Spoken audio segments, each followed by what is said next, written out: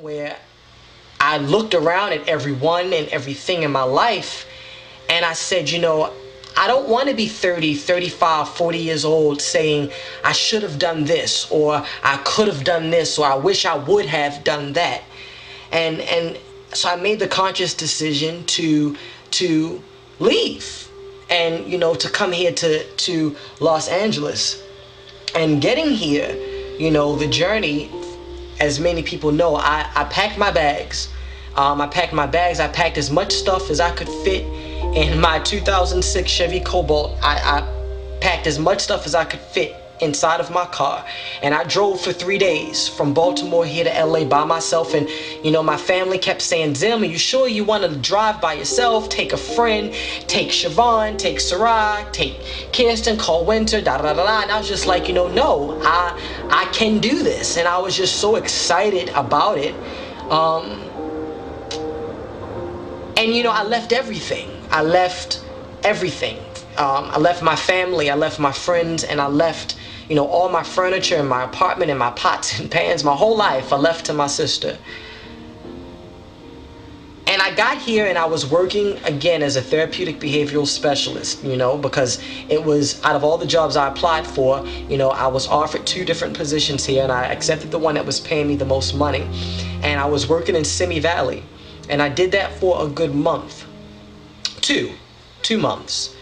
And my energy just wasn't there. I no longer had the passion, you know, because I had been working with kids for 3 to 4 years. I no longer had the passion to see my clients and to work with their families and to work with their therapists. And I talked to God and I told him, you know, I said, God, it's not that I'm being ungrateful, and I thank you for blessing me with this opportunity and blessing me with this job.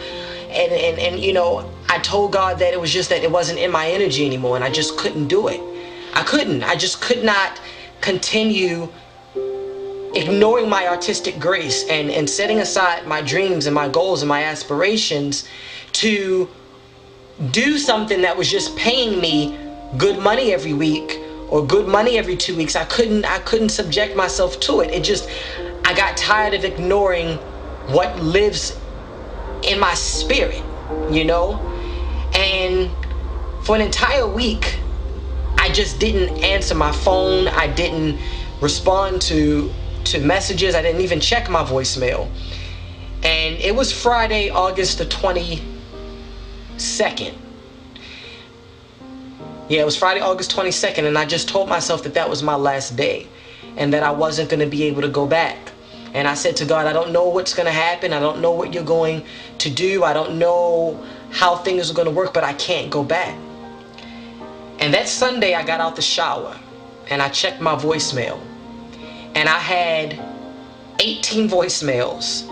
Message number 16 was from the writing group where I am, you know, where my full-time gig. I do freelance work, but my full-time writing gig that I presently have, you know, left me a message saying that, you know, one of their staff writers had just quit. And this is a job that I had applied for before I even left Baltimore, so I had totally forgot about it altogether. You know, it had been months. And God just made it so, you know. And when I got that voicemail, you know, from them and them wanting to set up an interview, I knew right there it was God, because it could not have been anyone else or anything else that opened that door of opportunity for me to leave my position working as a therapeutic behavioral specialist and to embark upon this position now working as a full-time writer. You know, my dreams finally felt like they were coming true, and I was so elated. And you know, I didn't for a second even doubt that I would get the job. And I got all of my writing samples together, and I went in for the interview, and they, you know, read my writing samples. It took about 20-25 minutes after talking to me, and they offered me the position. And that's where I've been, you know, since then. Also around that time is when I began all my videos. Like 2 or 3 weeks prior to getting that position is when I began my videos. And when the first video that I did, Young, Black, and Gay in America Part 1 and 2, was posted on MediaTakeout.com, that sort of just opened a huge door of opportunity for me, which has led to everything that has happened since. And you know, people like Patrick Ian Polk, the writer and director and creator of Noah's Ark, saw my project. A lot of other prominent men in the community and women saw my project and contacted me, and it was just such a amazing moment in time.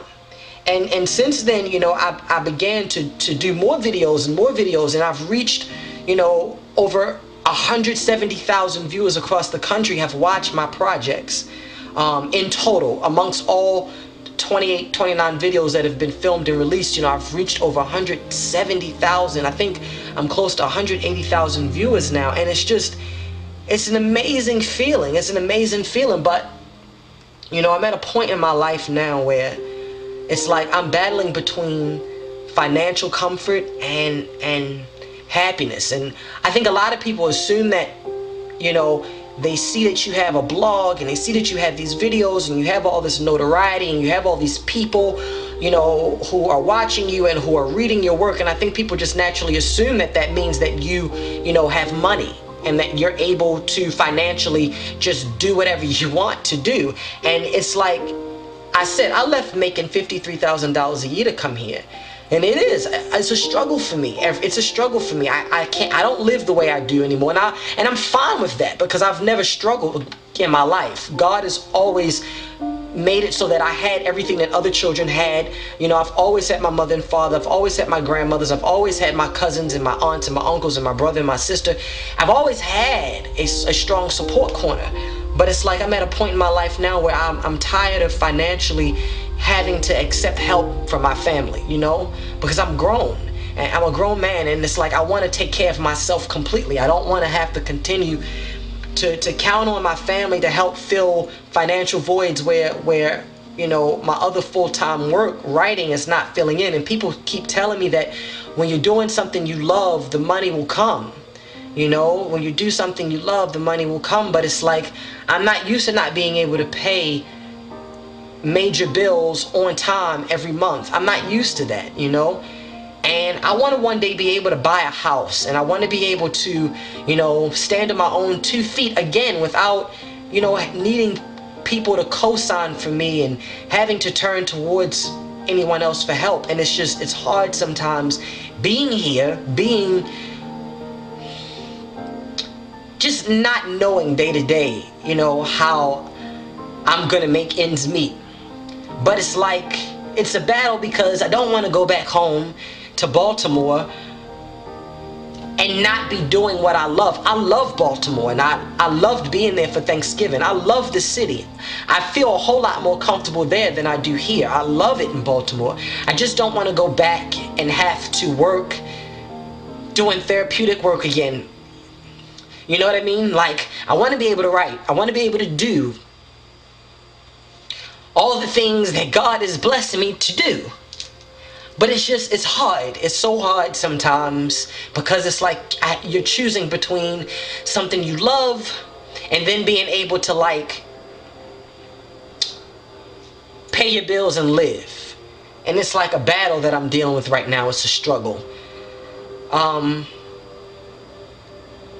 I talked to God about it, and He knows what my dreams and my goals and my aspirations are. And I continue to pray every day that even as doors continue to close, and, you know, as I continue to expose myself to the world, that I just pray that one day an opportunity soon will present itself where I'm able to do these videos and do my blog, and then at the same time financially be able to live comfortably. So it's like I have to be patient, as everyone says, and as I know, and let God continue to steer me, because I know that in due time, God will make a way for me. 2009 is coming. And I feel in my spirit that it's going to be a very bountiful year. I just hope and I just pray that He continues to make a way for me.